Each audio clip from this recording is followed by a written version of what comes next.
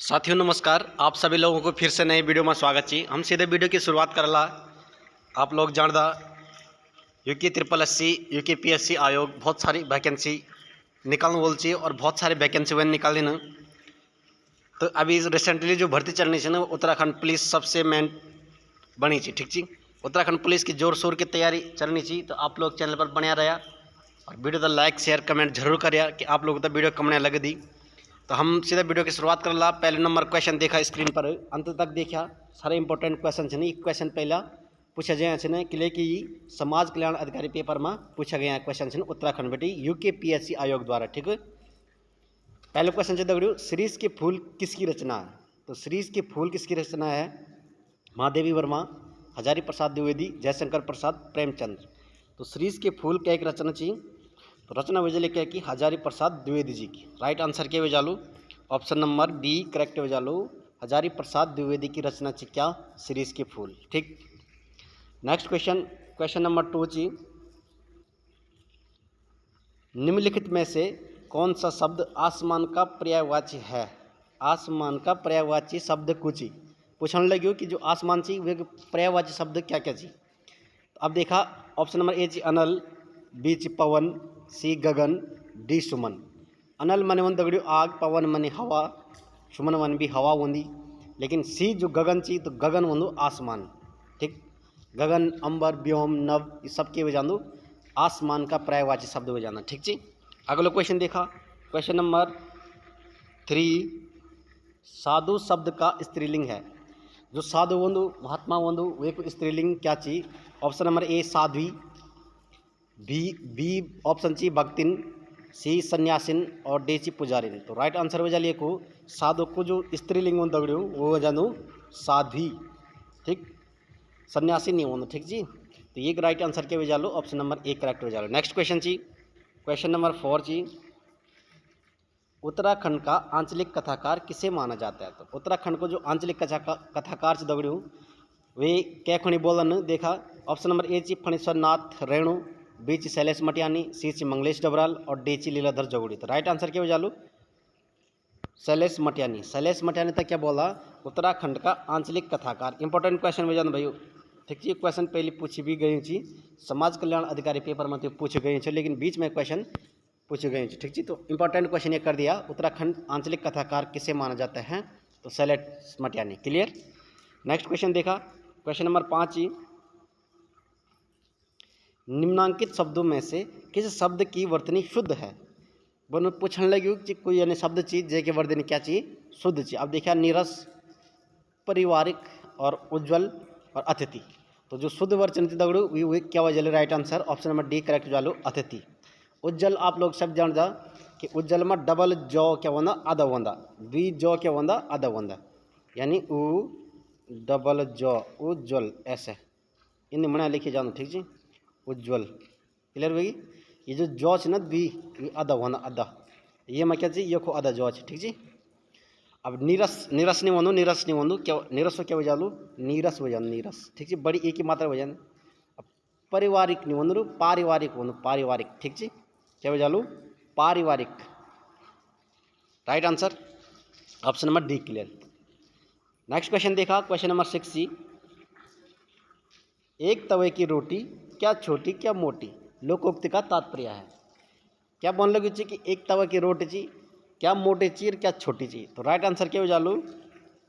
Option number ए तवे की रोटी, सभी एक समान, श्रेष्ठ सभी श्रेष्ठ हैं, रोटी के प्रकार है। तो रोटी के प्रकार भी नहीं हो सकते, सभी श्रेष्ठ भी नहीं हो सकता, सभी एक समान है। मतलब समानता का भाव दगड़ियों ये क्या इस वाक्य में प्रकट होना चाहिए। ठीक समझ गई ना बात? एक तवे की रोटी क्या मोटी, और रोटी तो है चाहे वो मोटी है चाहे वो छोटी है, पर है तो रोटी ना, है तो अन्न अनाज, खाएंगे तो उसी को। तो ये कहने को मतलब यह चाहिए कि ये क्वेश्चन में क्या चाहिए? समानता की भाव प्रकट होनी चाहिए। क्लियर।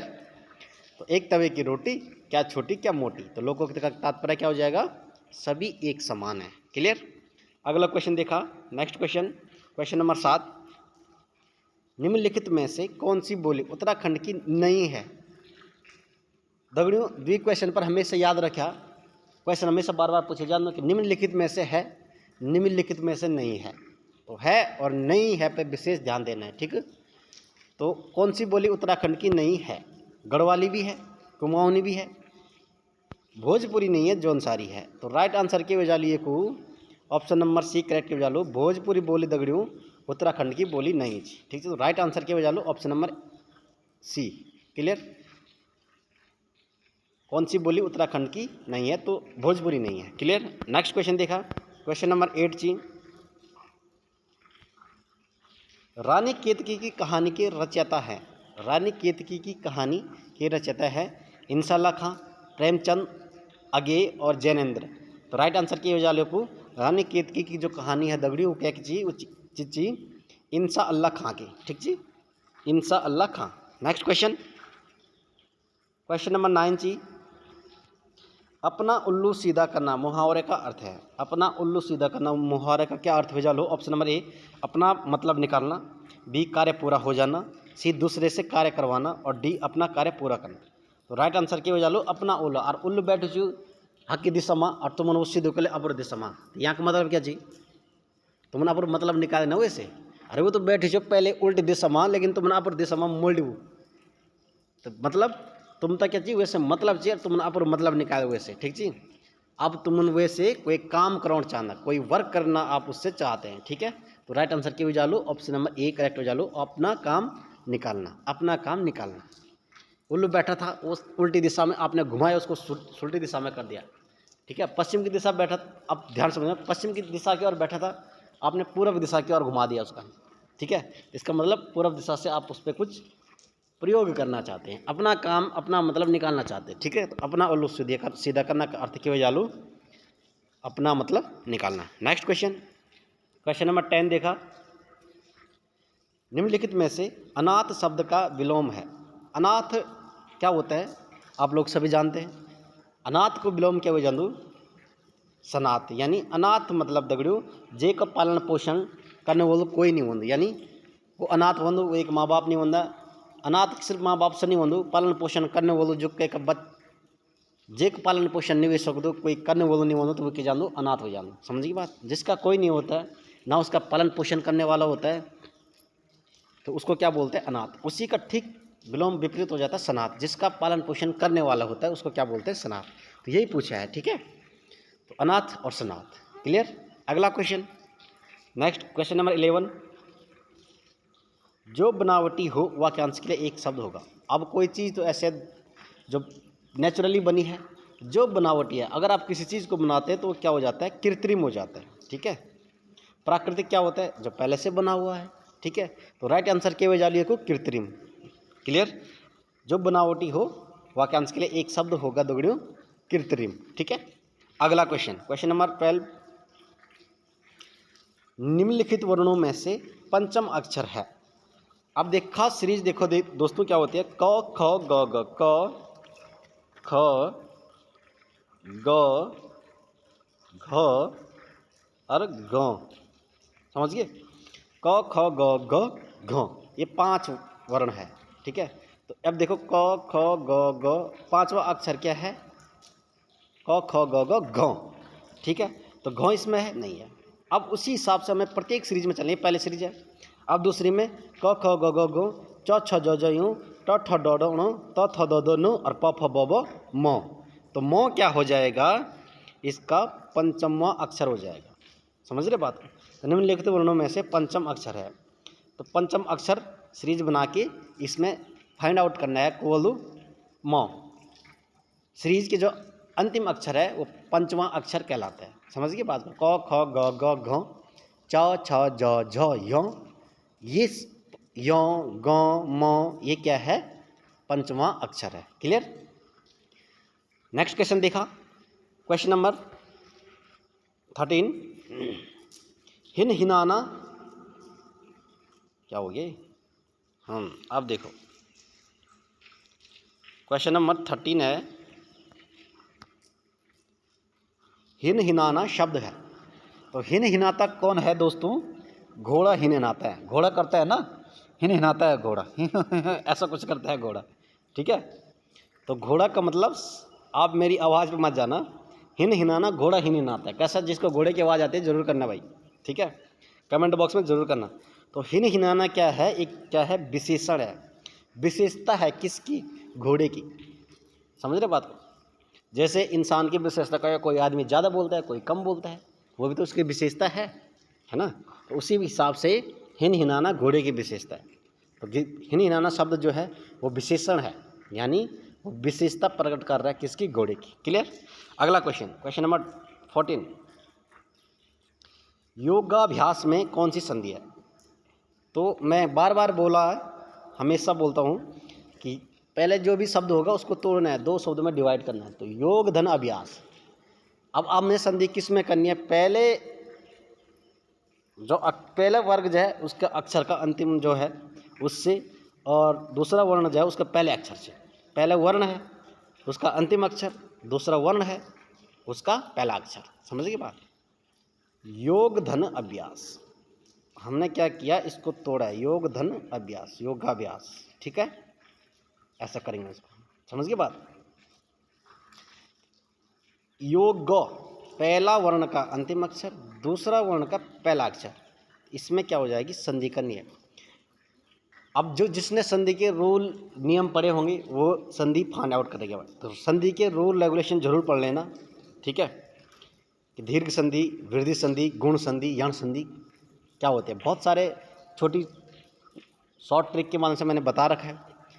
ये बहुत लंबा चैप्टर है हिंदी का, तो आप लोग जरूर पढ़िएगा संधि का। ठीक है, तो योगाभ्यास में क्या हो जाएगा, दीर्घ संधि हो जाएगा। ठीक है, राइट आंसर दीर्घ संधि। थोड़ा सा मैं बता देता हूँ यहाँ पे कि क्या होता है। योग धन अभ्यास, योग धन अभ्यास, अभ्यास। ठीक है, इसमें क्या है दोस्तों, योग गौ में जो उच्चारण आ रहा है वो अ की ध्वनि आ रही है, और अ में भी जो उच्चारण आ रहा है वो भी अ की ध्वनि आ रही है।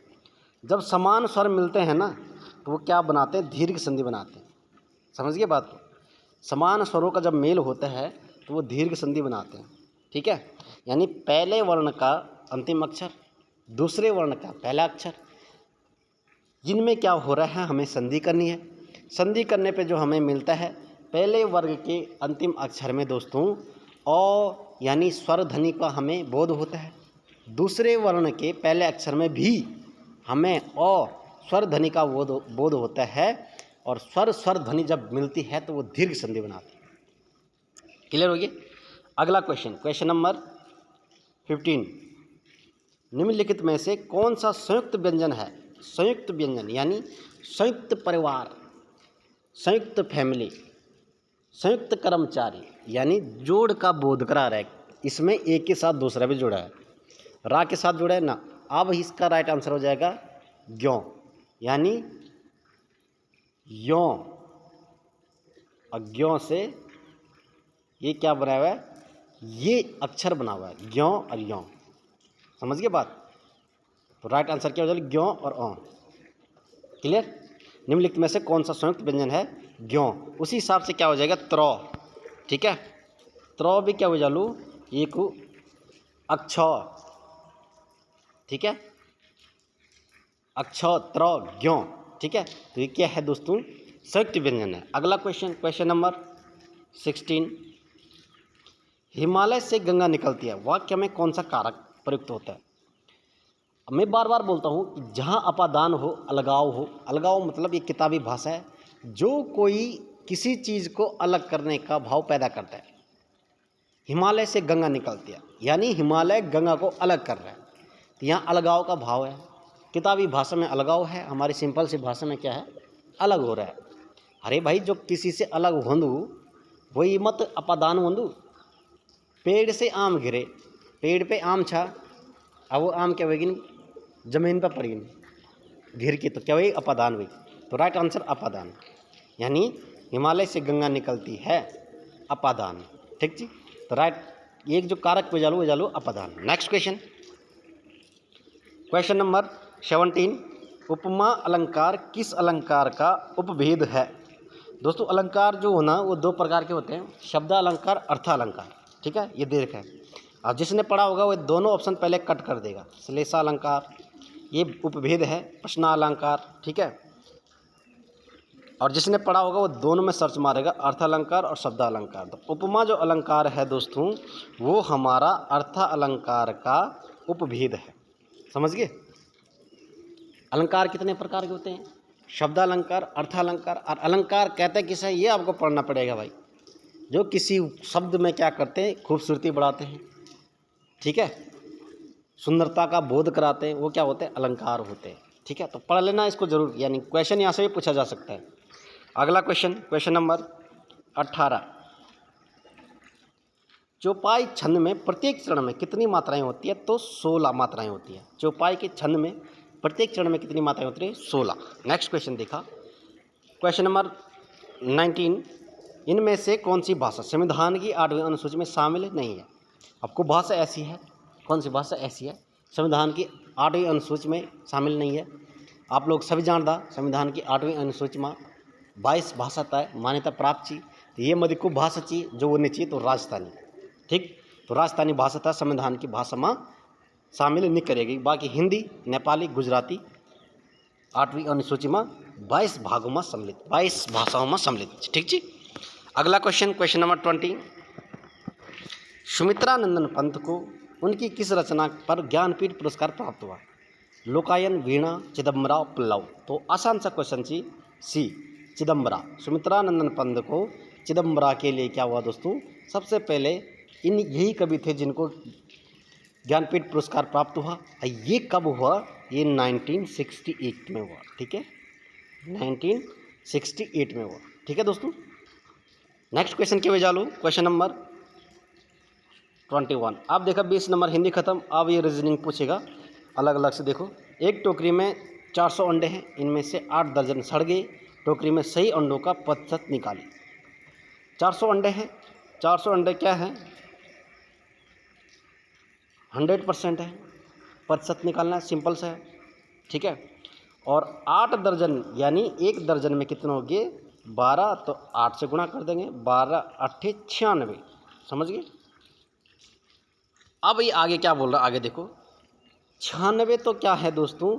जो सड़ गए हैं। तो 400 में से हमें क्या करना है? 96 माइनस करना है।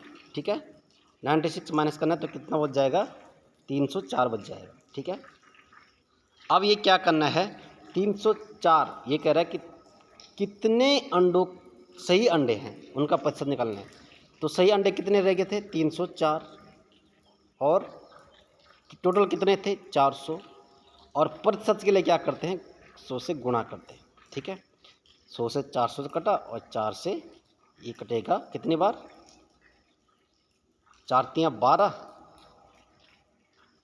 4 सत्ता 28, हाँ ये 76, और ये कटेगा 6 बार 76 बार। ठीक है, तो राइट आंसर क्या हो जालो? 76 बार। ठीक है, ये रीजनिंग के क्वेश्चन है। रीजनिंग आप लोग देख लेना भाई, रीजनिंग पे बहुत लंबा टाइम लग जाएगा यहाँ पे। ठीक है, अगला क्वेश्चन देखो, क्वेश्चन नंबर 22। निम्न में से कौन सी मौलिक मात्रा है? आयतन, गति, क्षेत्रफल, लंबाई। तो लंबाई क्या हो जालो? मौलिक मात्रा है। ठीक है, अगला क्वेश्चन, ये क्वेश्चन पूछा गया है, मैं अपनी तरफ से क्वेश्चन नहीं बना रहा हूँ दोस्तों। ठीक है, नेक्स्ट क्वेश्चन नंबर 23। किस ताल को भाई बहन का ताल भी कहा जाता है? उत्तराखंड में किस ताल को भाई बहन का ताल कहते हैं भाई? मानसर ताल, यम ताल, सिद्ध ताल, नरसिंह ताल। तो राइट आंसर के विचार दोगुनी मानसर ताल हो जाएगा। मानसर ताल कागची तो वो टीरी में पढ़ दो। ठीक जी। अगला क्वेश्चन नंबर 24। 3 अलग अलग चौराहों पर ट्रैफिक बत्तियां क्रमशः प्रत्येक 48 सेकंड, 72 सेकंड, 108 सेकंड पर बदलती है। यदि वह सुबह 7 बजे एक साथ बदलती हैं तो इसके पश्चात वो फिर एक साथ कब बदल? ये रीजनिंग का क्वेश्चन है, इसको देखना पड़ेगा भाई। ठीक है, अगला क्वेश्चन देखो, क्वेश्चन नंबर 25। दिए गए विकल्पों में से संबंधित शब्द चुनिए। अब देखो, बिस्मिल्लाह खान के संबंध से दगड़ियों कैसे? सेनाई से, यानी बिस्मिल्लाह खान क्या कर दो? सेनाई बजा दो भाई। तो रविशंकर महाराज जी क्या छे? तो रविशंकर महाराज जी क्या कर दगड़ू? सितार वादक छे। ठीक है, राइट आंसर क्या हो जालो? सितार वादक। ठीक जी। बिस्मिल्लाह खान सेनाई वादक है, रविशंकर जी क्या है? सितार वादक है। तो right answer option number B correct हो जाएगा। ठीक है, तो ये थी दोस्तों आज की वीडियो, आज के क्वेश्चन। और ये समाज कल्याण अधिकारी का पेपर है जो 2016 में पूछा जा चुका है। ठीक है। आगे इसमें जो और भी पार्ट्स हैं मैं ज़रूर करवाऊँगा। वीडियो में बने रहेगा आप लोग।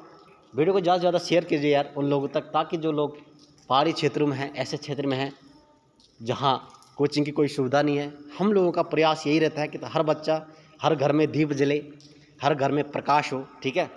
और आप लोग पढ़ाई के साथ निरंतर आगे बढ़िए, एक ना एक दिन सफलता जरूर मिलेगी, ठीक है। तो मिलते हैं नई वीडियो में। ये पार्ट 1 था। नेक्स्ट पार्ट बहुत जल्दी मैं आप लोगों के लिए लेकर आऊँगा। कुछ लोग हिंदी में पढ़ रहे होंगे, कुछ लोग गढ़वाली में पढ़ रहे होंगे। आप लोग कमेंट करके ज़रूर बताना कि आपको कौन सी भाषा में अच्छा समझ में आ रहा है। जहाँ पर कोई मिस्टेक होती है दोस्तों, तो आप लोग कमेंट बॉक्स में ज़रूर बताइएगा भाई, ताकि मैं भी उस चीज़ का सुधार कर सकूँ, ठीक है। मिलते एक नई वीडियो में, तब तक के लिए धन्यवाद।